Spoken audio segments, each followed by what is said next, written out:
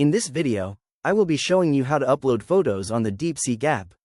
Let's get started. First, I start by selecting the Vision option from the main layout menu at the top of the interface.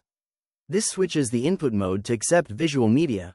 Once selected, I locate the attachment pin icon on the right side of the main message box and click on it. This triggers my system's file manager to pop up on the screen, showing my recent files. I navigate through the Downloads directory to find the image I need, select it, and then click the Open button at the bottom right of the File dialog box. The image now successfully populates as a thumbnail preview inside my message entry bar. To review my attachment, I click directly on the image thumbnail, which expands the image into a full screen view so I can verify its details and ensure I selected the correct graphic.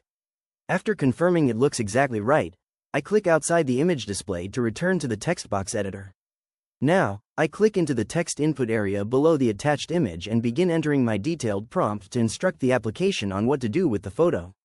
I ask it to fully analyze the uploaded image and provide an explanation of the history of the COVID-19 vaccine, including details about its initial development, the specific health problems it was designed to target and solve, how it has actively protected populations globally, and a basic summary of how it functions in simple terms. Once my paragraph prompt is entirely typed out and ready to process, I locate the blue Submit arrow on the far right side of the message window and click it to send the request. The application takes a few moments to receive the image and text data, establishing a new active chat sequence.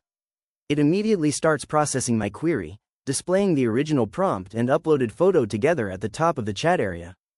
The application then begins generating a structured response based on the image provided, breaking down the analysis into a highly detailed breakdown covering the problem, the history, its global protection metrics, and the baseline vaccine mechanics step by step. If you found this walkthrough helpful, please consider liking the video and subscribing for more quick tips and tutorials.